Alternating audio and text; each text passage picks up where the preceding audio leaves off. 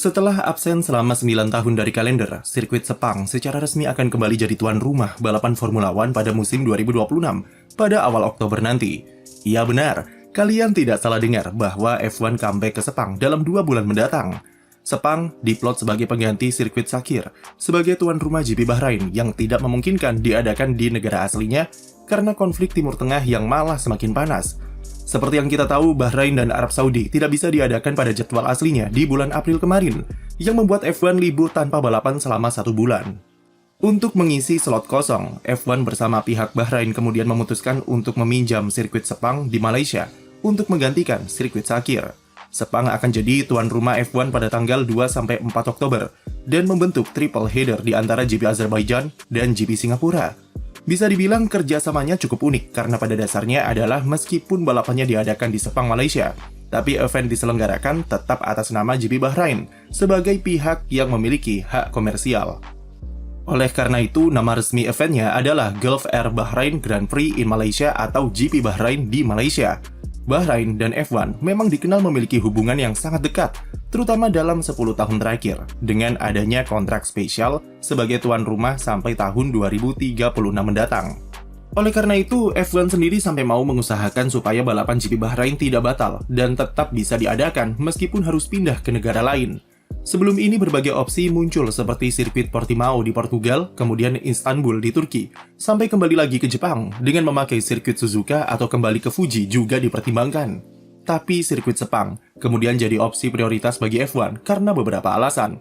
Pertama adalah F1 hanya memiliki slot kosong yang memungkinkan pada jeda di antara GP Azerbaijan dan GP Singapura dengan pertimbangan logistik balapan yang tepat berada di Asia.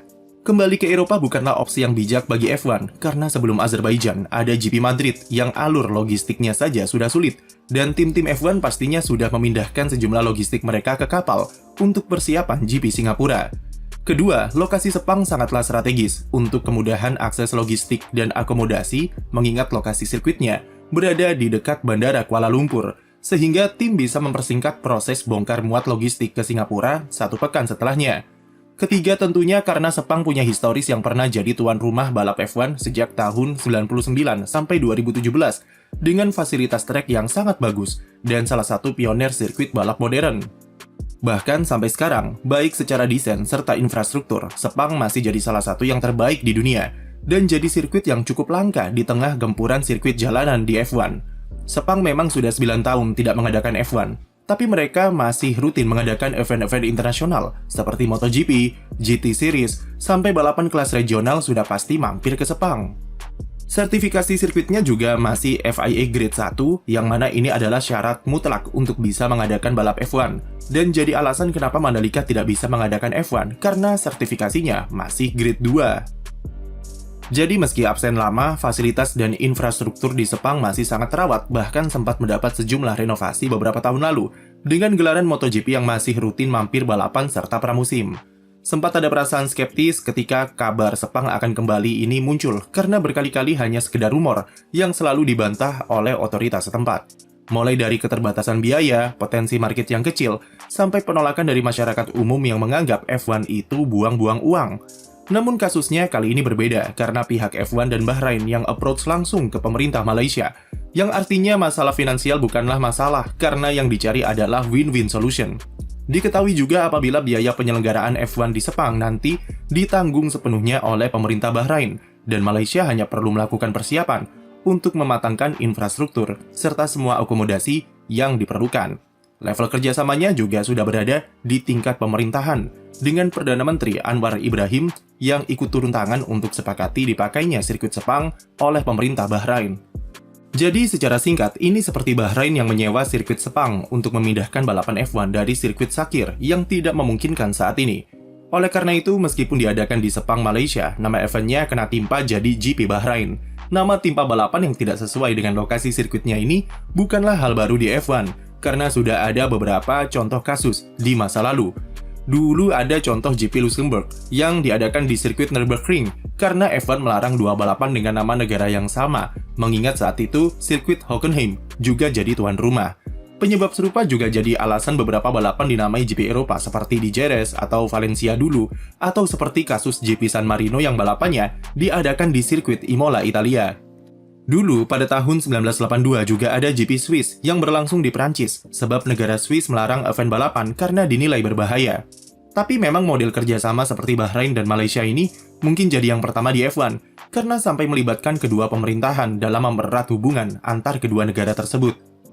Kesepakatan keduanya merupakan win-win solution, di mana F1 bersama Bahrain bisa mengisi salah satu slot kosong di kalender dengan meminjam sirkuit Sepang. Kemudian, bagi Malaysia, mereka tidak perlu keluarkan banyak biaya untuk mengembalikan balapan F1 ke negaranya, karena hampir seluruh biaya ditanggung oleh pihak Bahrain dan FOM. Bahkan, Petronas selaku pemilik sirkuit mengaku tidak ikut dalam pengambilan keputusan dan tidak akan terlibat dalam sponsorship balapan nanti, yang akan diambil alih sepenuhnya oleh Bahrain. Malaysia jelas untung banyak karena mereka bisa maksimalkan pariwisata dengan dua event Grand Prix sekaligus di bulan Oktober, yaitu F1 dan MotoGP. Pariwisata tentunya bukan cuma orang lokal saja, tapi juga turis-turis dari kawasan Asia Tenggara, terutama orang Indonesia, pastinya sangat tertarik untuk menonton langsung ke Sepang.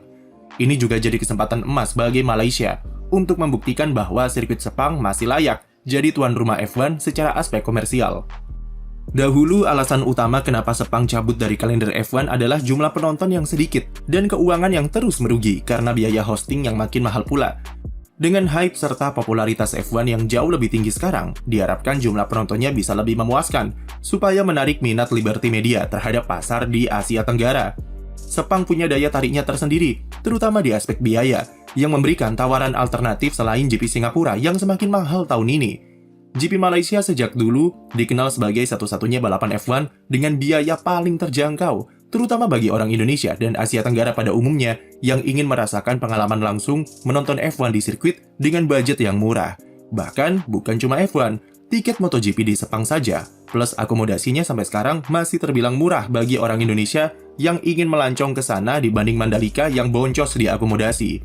Jadi, ada harapan jika momentum kembalinya Sepang nanti bisa dimaksimalkan untuk menarik minat Liberty Media dan pemerintah Malaysia untuk kembalikan F1 ke Sepang secara jangka panjang, meskipun peluangnya kecil dalam waktu dekat karena slot kalender yang sudah terisi penuh sampai 2028. Terakhir kali pada 2017, tiket paling mahal untuk main grandstand di Sepang ada di kisaran 2,7 jutaan dan paling murah adalah 400.000 di sekitaran Bukit K2 dan C2.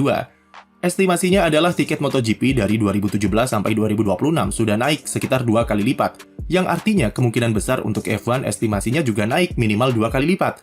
Tapi karena yang mengadakan adalah Bahrain, ada potensi jika tiketnya akan melambung lebih tinggi sampai lebih dari 3 kali lipat dari 2017, dan bisa saja menyesuaikan harga tiket GP Bahrain. Sampai sekarang belum ada info soal harga tiket untuk event Oktober nanti, dan seharusnya awal Agustus sudah bisa dipesan. Selain GP Bahrain, sebenarnya semua balapan di Timur Tengah sudah hampir dipastikan batal digelar musim ini, karena eskalasi konflik yang makin panas, serta sulit diprediksi. Arab Saudi kemungkinan besar tidak bisa dijalankan. Begitu juga dengan GP Qatar, serta Abu Dhabi yang merupakan rangkaian balapan penutup kalender. Dari 4 balapan Timur Tengah yang batal, F1 akan mengusahakan untuk bisa mengisi 2 slot pengganti, yang mana salah satunya sudah diisi oleh GP Malaysia untuk GP Bahrain. Sementara itu, salah satunya kemungkinan besar adalah F1 akan cari pengganti untuk GP Abu Dhabi yang rumor kuatnya adalah Imola bakal dijadikan sebagai balapan penutup F1 musim 2026. Kenapa cuma Bahrain dan Abu Dhabi yang dicarikan balapan pengganti? Jawabannya adalah karena 2 balapan itu punya kontrak spesial bersama F1. Bahrain punya klausul yang mewajibkannya dijadikan balapan pembuka di kalender, meskipun dalam 2 tahun terakhir jadi pengecualian karena bertepatan dengan bulan Ramadan. Sementara Abu Dhabi wajib ditaruh sebagai balapan penutup kalender. Oleh karena itu, F1 berusaha mencarikan balapan pengganti untuk kedua event tersebut, karena punya hubungan dekat dengan nominal kontrak yang berbeda dari sirkuit-sirkuit lain. Hanya saja untuk Imola agak riskan menaruhnya di akhir November sebagai balapan terakhir, karena pastinya sudah masuk musim dingin, dan bukanlah cuaca ideal untuk mengadakan balapan di sana. Tapi masalahnya adalah F1 sudah tidak punya slot kosong tersisa di bulan Oktober dan November, yang mana tidak mungkin juga memaksakan Imola untuk masuk ke rangkaian balapan di benua Amerika. F1 juga sudah tidak bisa mengutak-atik tanggal bagi balapan-balapan yang sudah fix, karena akan melanggar kontrak dan mengacaukan akomodasi tim serta fans yang sudah booking jauh-jauh hari. Skenario paling mungkin memang adalah Imola ditempatkan sebagai balapan penutup dengan segala resikonya, atau tidak menutup peluang juga F1 akan akhiri musim dengan GP Las Vegas sebagai balapan pamungkas.